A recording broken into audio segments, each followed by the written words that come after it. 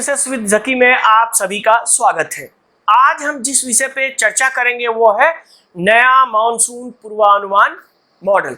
तो देखेंगे ये पूर्वानुमान मॉडल है क्या और इसकी क्यों जरूरत पड़ी भारतीय मौसम विभाग को। खास करके ये भारतीय मौसम विभाग के संदर्भ में हम लोग यहाँ बात करेंगे।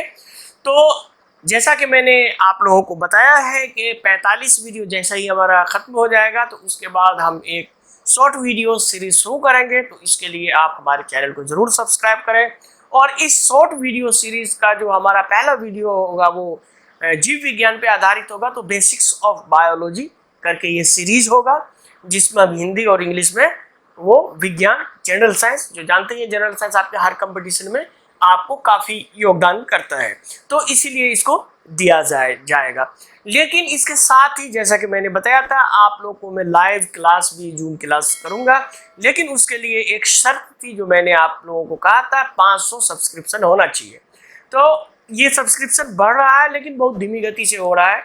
तो अगर आप लोगों को लगता है कि इस सेशन में इसी वर्ष जल्दी से जल्दी हमारा हो जाए तो आप अपने दोस्तों को अपने ग्रुप में हर जगह इस वीडियो को शेयर करें ताकि ज़्यादा से ज़्यादा हमारा सब्सक्रिप्शन बढ़े और मैं आपको जल्द ही मैपिंग क्लास शुरू करूँ। तो फिर भी कोई बात नहीं है, शॉर्ट वीडियो के लिए तो आप हमारा चैनल सब्सक्राइब कर ही सकते हैं। तो चलिए आज जो ये विषय है इस पे हम लोग देखेंगे कि इसके अंदर हम किन किन बिंदुओं पे चर्चा करेंगे, किन किन पॉइंट पे। तो देखें तो इसके अंतर्गत हम जिन बिंदुओं पे चर्चा करेंगे वो है भारतीय मौसम विभाग जो है परिमाण का अनुमान लगाने में विफल, यानी कितनी इंटेंसिटी होगी, वर्षा की क्या परिमाण होगी, ये लगाने में लगातार 2 साल से वो विफल रहा है।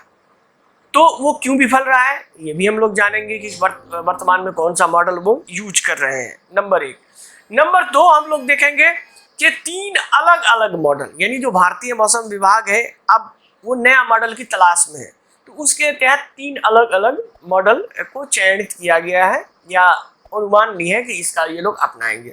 तो इसमें से जो है वो 2 प्रकार के मॉडल होते हैं। एक तो होता है आपको डायनेमिकल मॉडल जिसको हम लोग कहते हैं गतिशील मॉडल, आप हिंदी में कह सकते हैं। दूसरा है statistical model. Statistical model means सांख्यिकी मॉडल।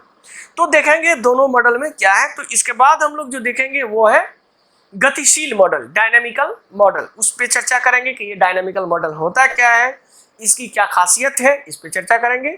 फिर उसके बाद हम लोग चर्चा करेंगे सांख्यिकी मॉडल यानी स्टैटिकल मॉडल। स्टैटिकल मॉडल क्या होता है उस पर हम लोग चर्चा करेंगे।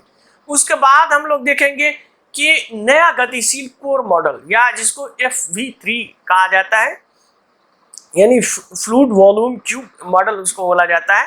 ये रिसेंटली जो है नया एकदम हाल ही में अमेरिका में इस मॉडल को लागू किया गया। इससे पहले इसका यूज कहीं नहीं हुआ था और ये काफ़ी सक्सेसफुल मॉडल बताया जा रहा है, एकदम एक्जैक्ट एक्यूरेसी और जो आप कह सकते हैं कि सटीकता के लिए काफ़ी प्रसिद्ध है। तो ये न्यू डायनेमिकल कोर मॉडल या FV मॉडल आखिर है क्या, इसके बारे में भी हम लोग चर्चा करेंगे। और फिर देखेंगे ये FV3 संचालित GFDL मॉडल यानी FV3 पावर्ड GFDL मॉडल, उसका एनिमेशन देखेंगे कि ये मॉडल है क्या, इसका एनिमेशन हम लोग देखेंगे।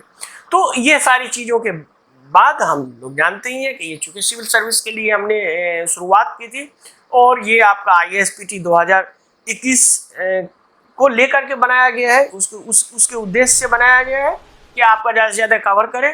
तो इसीलिए इसमें हमने रखा है कि UPSC के लिए प्रश्न, तो UPSC के लिए प्रश्न होगा और जो इससे पिछला वीडियो में मैंने जो प्रश्न पूछा था उसका उत्तर इसमें हम देंगे। तो चलिए इस सब के लिए आप हमारे चैनल को जरूर सब्सक्राइब करें, अपने दोस्तों को बताएं और इसे सभी ग्रुप पे शेयर करें ताकि जितने भी आपके दोस्त हैं उसको मुफ्त में कुछ न कुछ तो फायदा, कुछ ज्ञान मिले। तो चलिए आगे हम लोग चलते हैं और देखते हैं कि ये मॉडल के बारे में। तो नया मानसून पूर्वानुमान मॉडल जो आज का विषय है हमारा, इसमें देखेंगे तो भारतीय मौसम विज्ञान विभाग या इंडियन मेट्रोलॉजिकल डिपार्टमेंट या इसको शॉर्ट में आप कह सकते हैं IMD, ये IMD इसको शॉर्ट फॉर्म में कहा जाता है, वर्षा के बेहतर पूर्वानुमान के लिए इस वर्ष नए मॉड्यूल जो है सो मॉडल प्रस्तुत कर सकता है, यानी इसको प्रेजेंट कर सकता है। तो आखिर ये मॉडल है क्या, इसके लिए कौन कौन से किसकी चयन किया गया, इस पे हम लोग चर्चा करेंगे। तो भारतीय मौसम विभाग को क्यों जरूरत पड़ी, क्योंकि भारतीय मौसम विज्ञान विभाग परिमाण का अनुमान लगाने में विफल रहा, यानी इंटेंसिटी जो होता है उसके बारे में वो विफल रहा। तो यदि हम देखें पिछले विगत 2 वर्षों में अर्थात 2020 और 2019, तो 2020 में समाप्त हुआ मानसून अद्वितीय था, जिसमें मानसून 2019 के साथ ही यह सदी की केवल तीसरी बार ऐसा था जब सामान्य से अधिक वर्षा देखी गई। और ये आपका 2021 चल रहा है और अभी भी आप देख रहे हैं, जैसा कि हम लोग हैं तो बिहार, बंगाल, इसमें अभी भी काफ़ी खास करके हिमालय क्षेत्र में काफ़ी तीव्र वर्षा हो रही है और काफ़ी इसकी इंटेंसिटी अधिक होती है। तो ये नया मॉडल इसके लिए चाहिए। तो दोनों वर्षों में अर्थात आप देखेंगे कि 2020 और 2019, तो 2019 का मानसून देखें तो विगत 25 साल में सबसे ज़्यादा मानसून 2019 में था। और अधिक यदि हम IMD की बात करें, भारतीय मौसम विज्ञान विभाग का, तो इसकी अतिरिक्त भयावहता का यानी जो उसकी आकलन है वो करने में विफल रहा कि कितना ये भयावह हो सकता है, इसकी अनुमान लगाने में ये हमारा विभाग विफल रहा। तो केवल ये संकेत ये दिया था कि एवं नॉर्मल मानसून होगा, यानी नॉर्मल से थोड़ा ज़्यादा होगा, लेकिन ये नहीं था कि इतनी ज़्यादा इंटेंसिटी हो जाएगी कि इतनी मतलब इसको आप कह सकते हैं erratic रेन, यानी काफ़ी तीव्र वर्षा हो सकती है। तो इसके बारे में तो इसीलिए अब नए मॉडल की तलाश है, नए मॉडल की ज़रूरत है जिससे सटीक अनुमान लगाया जा सके। तो आगे देखेंगे तो इन मॉडलों में 3 अलग अलग मॉडल का चयन किया गया है जो मुख्य थे। तो यदि भारतीय मौसम विभाग की क्लाइमेट रिसर्च सर्विसेज जो है उसके जो पुणे है, ये जो है क्लाइमेट रिसर्च सर्विसेज, ये पुणे में स्थित है, तो उसके प्रमुख है DS पाय। उनका कहना है कि साल में जो इस साल 3 अलग अलग मॉडल का परीक्षण किया जा सकता है, यानी उनका ये कहना है कि 3 रखा गया है। इनमें से 2, जैसा कि मैंने बताया कि 2 मॉडल होते हैं, एक तो स्टैटिकल होते हैं, दूसरा डायनामिकल होते हैं। तो इनमें से 2 गतिशील यानी 2 जो है वो डायनामिकल मॉडल में रखा गया है और एक जो है वो सांख्यिकी मॉडल होंगे। इस 3 को लेके ये आगे पूर्वानुमान करेंगे, अर्थात ये अब 2021 में इसका करेंगे पूर्वानुमान। तो अब हम लोग देखेंगे कि ये डायनामिकल मॉडल क्या होता है, अर्थात गतिशील मॉडल क्या होता है, और फिर सांख्यिकी के बारे में हम लोग चर्चा करेंगे। तो डायनामिकल मॉडल जो है उसमें किसी भी विशेष दिन यानी उसको डे टू डे मतलब देखेंगे तो वो जलवायु जो है सुपर कंप्यूटर पर सिमुलेटेड होती है और मौसम विज्ञानी बदलते दैनिक आउटपुट यानी डेली कितना उसमें इवोपरेशन हो रहा है, सी सरफेस टेम्परेचर वगैरह हो रहा है, उसके बारे में उसका निरीक्षण करते हैं और ठीक उसी तरह जैसे कि घटना जैसे कि उस कंप्यूटर पे दिखाई देता है उसी समय के साथ प्रकट होने दिया जाता है, यानी रियल टाइम में उसको वो देखता है कि अच्छा ये इसका मतलब ये यहाँ से चला। तो वो कंप्यूटर पे जो सिमुलेशन होता है उस सिमुलेशन के आधार पे वो अनुमान लगाते हैं और उस डेटा के आधार पे वो उसका पूर्वानुमान करते हैं। तो इस प्रकार के जो मॉडल होते हैं चूँकि वो डे टू डे होता है तो उसको गतिशील मॉडल या डायनेमिकल मॉडल कह सकते हैं। तो अगर हम देखें तो जो नॉर्मल हमारा मानसून होता है उसका अगर हम देखें तो ये आप देखिए ये हमारा हिमालय है, तो हिमालय बहुत बड़ा बैरियर का काम करता है। पहले जो नॉर्मल मानसून समझा जाता था कि भाई इंडिया ये हीट करता है तो जो लैंड ब्रिज और सी ब्रिज है उसी के तरह इसको माना गया था, लेकिन अब अगर हम देखें तो इसमें उतना सिंपल ये नहीं है। इसके अंदर क्या है, आपको जो सी सरफेस टेम्परेचर है वो, प्लेनेटरी विंड है वो, ये सारी चीज़ों का अहम योगदान है। तो आप ये प्लेनेटरी विंड क्या होता है, सी सरफेस टेम्परेचर क्या होता है, इस सब के लिए आप हमारे चैनल को सब्सक्राइब करें। हम इस पर शॉर्ट आपको वीडियो देंगे जिससे आपको एक एक चीज़ की क्लियरिटी मिलेगी। इसके साथ ही आप अगर और विस्तृत रूप में जानना चाहते हैं तो आप हमारे ज्वाइन कर सकते हैं हमारे जूम क्लास को, और जूम क्लास में जो हमारे पुराने स्टूडेंट हैं वो जानते हैं कि मैं जूम में आपको लेक्चर में आपको सारी चीज़ बताऊंगा कि किस तरह से सी सरफेस टेम्परेचर, इवन सी सरफेस नहीं, सी सरफेस के अंदर का जो टेम्परेचर है वो भी काफ़ी योगदान करता है, उसके अंदर की जो सैलिनिटी है वो भी काफ़ी योगदान करता है।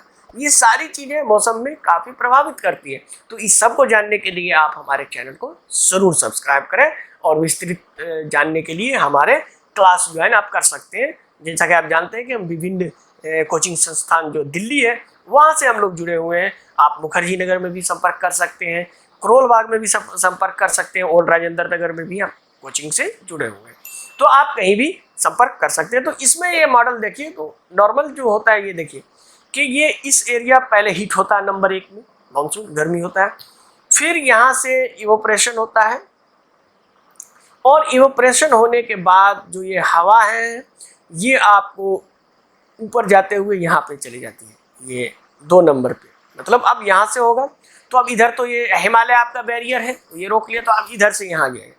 अब यहाँ जाने के बाद हम लोग जानते हैं कि ये फिर इधर आप देखेंगे पूर्वी हवा जो चलती है ईस्टर्ली, उसके प्रभाव में आते हुए, प्लेनेटरी विंड के प्रभाव में आते हुए फिर यहाँ आ जाता है, मतलब जो आपका ये फिर यहाँ इस एरिया में क्या है, ये कॉन्टिनेंट है, तो फिर यहाँ से ये ऊपर मूव करता है, और ऊपर मूव करने के बाद ये जो गर्म हवा है आगे जाने के बाद जब इक्वेटर से और दक्षिण चला जाता है तो ये ठंडा हो जाता है चौथी पोजीशन में, और फिर ये ठंडा होके फिर इस तरह से यहाँ आ जाता है। तो इस तरह से ये आपका नया मानसून एक हिसाब से इस तरह से भारत का ये मानसून चलता है। तो इसमें आप देखेंगे तो यहाँ जो ये आप देख रहे हैं और ये जो देख रहे हैं, तो ये असल सी सरफेस टेम्परेचर के अंदर जो पानी के अंदर का टेम्परेचर है उसकी भी इसमें गणना की जाती है, और उसके आधार पे आप सटीकता से इसको अनुमान लगा सकते हैं। तो ये देखिए ये रेनफॉल है, ये आप देखेंगे इस एरिया में, तो उस हिसाब से आप इसको देख सकते हैं। फिर आगे हम लोग चलते हैं, और आगे जो है वो है सांख्यिकी मॉडल। तो ये तो डायनेमिकल मॉडल पे हम लोग चर्चा कर रहे थे कि डे टू डे एक्टिविटीज़ होती है, उसके आधार पे जो कंप्यूटर सिमुलेशन होता है उसके आधार पे मॉडल बना के उसका पूर्वानुमान लगाया जाता है। लेकिन यदि अगर हम सांख्यिकी मॉडल की बात करें तो ये डायनेमिकल से भिन्न है। तो इसमें क्या भिन्नता है चलिए देखते हैं। तो इसमें क्या है कि पारंपरिक सांख्यिकी मॉडल जो है वो जो ट्रेडिशनल जो है वो भौतिक मानदंडों के संबंधों को समान रूप से, यानी कि उसको एक एवरेज तरीके से करता है। अब हमारा इधर का टोपोग्राफी क्या है, टेम्परेचर कितना गर्म हो रहा है, सी सरफेस टेम्परेचर कितना है, हिमपात किधर हो रहा है, तो ये सारी चीज़ जो जैसे कि मैंने समुद्र का तापमान, हिमपात, भूमि आदि की, इसका अतीत में कि जैसे सपोज कि 30 डिग्री हो गया 2018 में, 2017 में, तो जो पास्ट में हुआ है उसकी वो गणना की जाती है सांख्य के आधार पे, और उसके आधार पे अनुमान लगाया जाता है कि चलो ये हुआ तो इन फ्यूचर में ये हो सकता है। तो इसके आधार पे जो वास्तविक, जैसे कि अगर जितना रेनफॉल हुआ उस रेनफॉल का जो वास्तविक गणना है वो डेटा रहता है, उस डेटा का अनुमान लगाते हुए भविष्य की वो भविष्यवाणी जो की जाती है तो उसको कहते हैं सांख्यिकी मॉडल, चूंकि वो पूरी तरह से स्टैटिक पे आधारित होता है। लेकिन इसका सबसे बड़ा जो ड्रॉबैक है वो एक है कि इस मॉडल में आप प्रेजेंट जो है वो एक्टिविटीज है उसको सही तरीके से क्या कहते हैं डिटेक्ट या प्राप्त नहीं कर सकते। तो इसीलिए जो मौसम विज्ञान विभाग है उसका रुझान गतिशील मॉडल की ओर है कि डायनेमिक मॉडल, और हालांकि ये व्यवहारिक भी है। हालांकि भारत में उनमें कई उपयोग करता है तो आधिकारिक, लेकिन अभी भी जो हमारा भारत का मौसम विभाग है वो सांख्यिकी मॉडल पे ही निर्भर है। तो आप ये भी जान लें कि जो आधिकारिक रूप है, जो ऑफिशियल हमारा पूर्वानुमान है वो सांख्यिकी मॉडल के आउटपुट पे ही आधारित होता है। यानी विगत पिछले वर्षों में, लेकिन हम लोग जानते हैं कि क्लाइमेट चेंज हो रहा है, सी सरफेस टेम्परेचर चेंज हो रहा है, तो इवन सी के अंदर की जो एक्टिविटीज है वो चेंज हो रहा है। तो इस सब को अगर हम अनुमान में लगाएं तो डे टू डे हमको देखना पड़ेगा, तो तभी हम सही अनुमान लगा पाएंगे। तो ये आउटपुट मॉडल पे निर्भर करते हैं। तो इसी तरह से वर्तमान में जो है जो 3 में हमने बताया कि 3 को फाइनल करने की दिशा में बढ़ रहा है कदम, तो उसमें से 3 मॉडल में से 12 जो है वो आपको वैश्विक परिसंचरण मॉडल यानी डायनेमिक मॉडल यानी कि ग्लोबल सर्कुलेशन मॉडल, जो ग्लोबल सर्कुलेशन मॉडल होता है उसकी डायनेमिकल मॉडल पे ही आधारित है, और जिनको इनके आउटपुट से जोड़ा जाएगा, यानी उसमें सांख्यिकी को भी जोड़ सकते हैं और ये आउटपुट को भी जो डे टू डे एक्टिविटी हो दोनों को जोड़ के एक मॉडल बनाने की कोशिश की जाएगी। ये ऐसा विचाराधीन है। तो अब आगे हम लोग देखेंगे। तो लेकिन अभी हम देखते हैं कि विश्व में सबसे सक्षम, सबसे एक्यूरेट सबसे सही तरीका से कौन सा पूर्वानुमान किया जा रहा है, कौन सा मॉडल है, तो वो नया गतिशील कोर एफवी मॉडल है या new dynamic core FV model है। तो जानेंगे कि ये नया मॉडल की क्या खासियत है, ये नया मॉडल आखिर है क्या। तो चलिए देखते हैं। तो ये न्यू जर्सी के प्रिंसटन में NOAA यानी ये अमेरिका का संस्था है, NOAA national oceanographic national oceanographic and atmospheric administration, तो इसको शॉर्ट में NOAA कहा जाता है। उसका geophysical fluid dynamic laboratory, उसी को शॉर्ट फॉर्म में GFD यानी geophysical fluid dynamic laboratory, यानी वहाँ जो लैब है उसके द्वारा एक नया गतिशील कोर मॉडल बनाया गया है, जिसको फाइनाइट FV का फुल फॉर्म हो गया, फाइनाइट वॉल्यूम FV हो गया, और इसको क्यूब कर दीजिए तो क्यूब्स स्फीयर। तो इसीलिए इसको FV3 मॉडल के रूप में यानी परिमिति वॉल्यूम विकसित किया गया है, तो इसके रूप में FV3 मॉडल माना जाता है। तो FV3 कोर मॉडल को वायुमंडलीय प्रक्रिया, जैसे वायुमंडलीय प्रक्रिया है, जैसे कि वायु की गति के मॉडल के प्रतिनिधित्व करने के लिए उसमें सटीकता यानी कि उसका जो एक्यूरेसी होगा और संख्यात्मक दक्षता यानी जो उसका इफिशियंसी है, जो डाटा इफिशियंसी एक नया हाई लेवल पे ले जाता है, यानी उसमें आप काफ़ी एक छोटे से छोटे तूफान किस तरह से बन रहे हैं उसका भी वो अनुमान लगा लेता है। तो ये काफ़ी प्रभावशाली मॉडल है। इसका हम लोग एनिमेशन देखेंगे तो उसमें आपको पता चलेगा। तो अब हम लोग देखें तो यह एक परिचालन वैश्विक मॉडल में अभी तक उपयोग नहीं किया गया, मतलब इसके जो हाई रेजोल्यूशन है, ये चूंकि नया बना है तो इसको अभी कहीं उपयोग नहीं किया गया, लेकिन जो विश्लेषण है उसमें ये बादल और तूफानों के संभावित सिमुलेशन बनाता है। इवन अभी कुछ दिन पहले ही अमेरिका का नासा वाला ने जारी किया था, उसमें यह था कि जो आप देखते हैं जो साइक्लोन बनता है उसके अंदर किस तरह की प्रक्रिया होती है, उसका पहली बार सैटेलाइट से लिया गया था सिमुलेशन।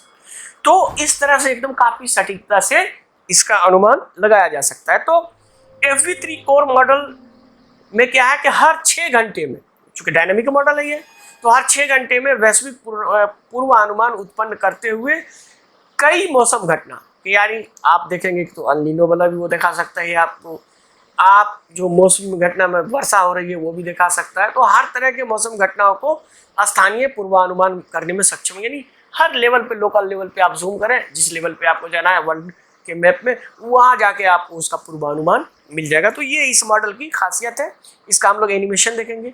और इस मॉडल की एक और खासियत है कि 10 साल आगे देखते हुए कि आने वाले 10 साल में किस तरह से होंगे, तो FV3 मॉडल वाला जो है GFS, जैसे कहने बताया कि फ्लूइड मॉडल है सिमुलेशन वाला, तो उसका रिजोल्यूशन जो है उसमें मतलब हाई रेजोल्यूशन है, तो उसको बेहतर चित्र प्रदान करेगा, और जिससे ये पता चलेगा कि तूफान कैसे विकसित हो रहा है। छोटे और छोटे तूफान सिस्टम को जूम करने, यानी छोटा जो बड़े सैटेलाइट या इसमें मॉडल में नहीं आ पाता है, तो इसको आप जूम करके देख सकते हैं कि वो किस तरह से बन रहा है। तो ये सारी इसकी खासियत है FV3 मॉडल का, तो इसीलिए FV3 मॉडल काफ़ी महत्वपूर्ण है। तो चलिए इसका हम लोग आगे इसका एनिमेशन देखते हैं। तो FV3 संचालित GFDL मॉडल जो है, जिसको FV3 पावर GFDL मॉडल का एनिमेशन हम लोग देखते हैं। तो ये आखिर एनिमेशन आप देखें, तो ये देखिए ये पूरा किस तरह से आपका वायुमंडलीय परिसंचरण हो रहा है, इसको वो सीधा वो सैटेलाइट से ऑब्जर्व करते हुए रियल टाइम में आप देखें हर 6 घंटा में इसका पूर्वानुमान लगाता है। इसको आप देखेंगे तो ये जो ये देखिए, इसको आगे फिर ये क्या होता है कि ये जिस तरह से हम लोग मैप देखते हैं उस तरह से अभी आप इसको चेंजेस कर सकते हैं। ये देखिए इस तरह मैप के थ्रू से। अब इस मैप में आप देखें कि यहाँ एक साइक्लोन विकसित हो रहा है। अगर इस एरिया में कोई साइक्लोन विकसित हो रहा है, यहाँ देख लिया जाएगा, यहाँ देख लिया जाएगा, यहाँ अगर अल नीनो का कोई प्रभाव हो रहा है तो वो, या फिर इंडियन ओशन में कुछ हो रहा है तो वो, यहाँ देखिए बंगाल की खाड़ी में कुछ हो रहा है तो वो। तो अब इस बंगाल की खाड़ी में अगर यहाँ कुछ हो रहा है तो आप इसको जूम करके देख सकते हैं, ये इसकी खासियत है। अभी देखेंगे कि किस तरह से ये जूम कर सकता है। तो देखिए ये देखिए, अब इस तरह से जो है, अब अगर मान लिया ये अमेरिका का इस एरिया है, इस एरिया को हमने जूम किया तो देखिए इसको जूम करके हम लोग देख सकते हैं। ये देखिए अब ये जूम करके देख लिया कि ये छोटा तूफान हन्ना यहाँ आ रहा है, यहाँ ये तूफान है। तो इस तरह से आप उस तूफान को, गुस्ताव है, हन्ना है, तो ये देख सकते हैं किस तरह से उसका सर्कुलेशन हो रहा है। अब जैसे आपको ये पता है कि यहाँ इसकी गति देख रहे हैं इधर जा रहा है, तो यहाँ आप पहले उसको अलर्ट कर सकते हैं। तो ये एकदम सटीक पूर्वानुमान होता है। तो ये काफ़ी ये मॉडल इसलिए काफ़ी महत्वपूर्ण माना जाता है। तो ये आप देखेंगे तो ये मॉडल इसलिए काफ़ी महत्वपूर्ण माना जाता है।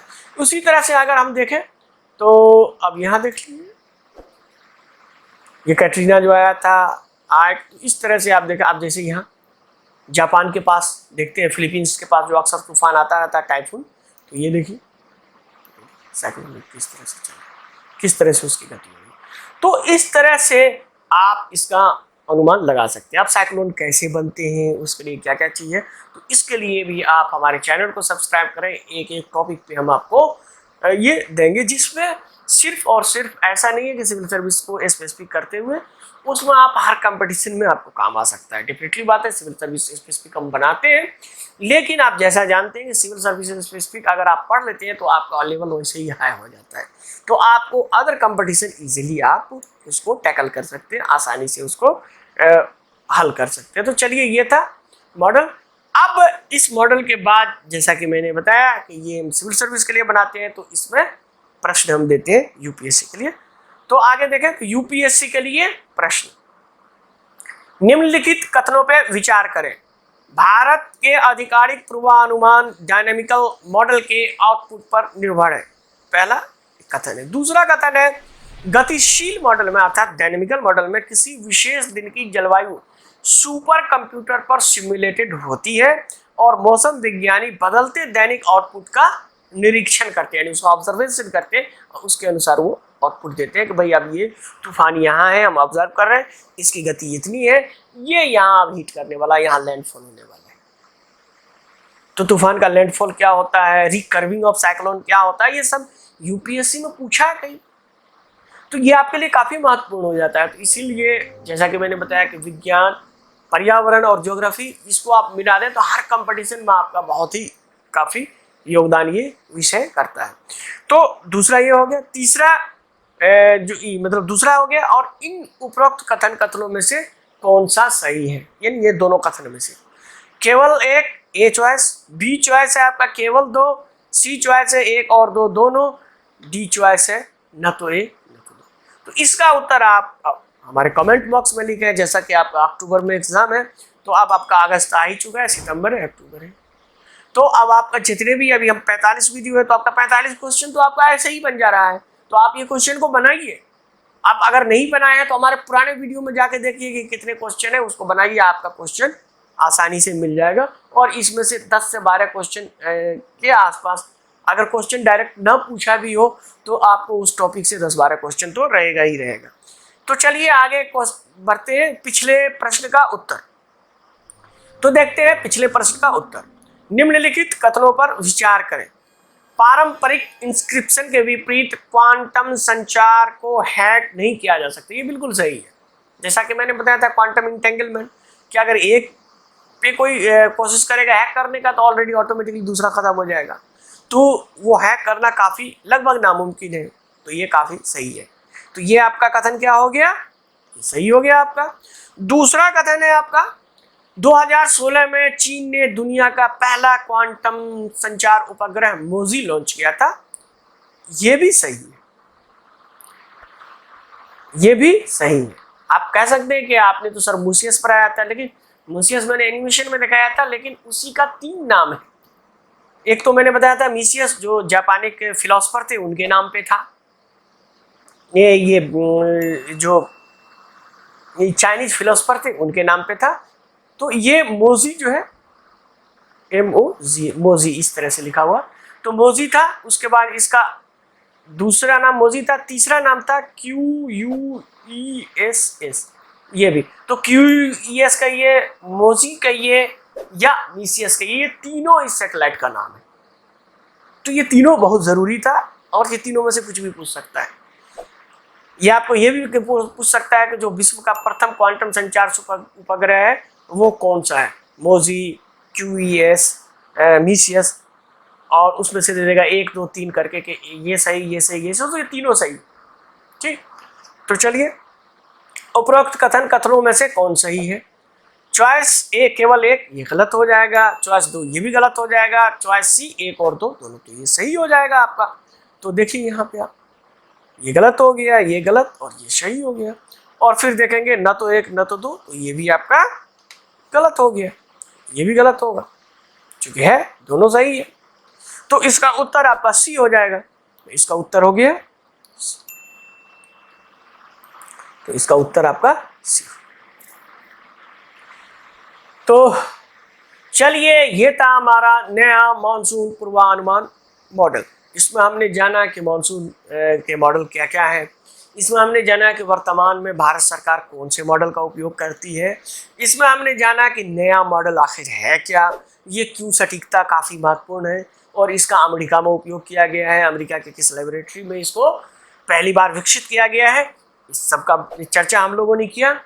तो इसी प्रकार के अन्य वीडियो के लिए आप हमारे चैनल को ज़रूर सब्सक्राइब करें। और जैसा कि मैंने बताया कि हमारे सब्सक्रिप्शन की गति काफ़ी धीमी हो गई है, तो आप लोगों से काफ़ी अनुरोध है, गुजारिश है कि आप लोग अपने इस वीडियो को हर जगह शेयर करें, और सब्सक्रिप्शन के लिए कहें अपने दोस्तों को कि प्लीज़ सब्सक्राइब इसको करें, ताकि हम जैसे ही 500 होगा तो आपको मैप बताएंगे, और मैप में आपको बहुत सारी चीज़ें जानने को मिलेगी।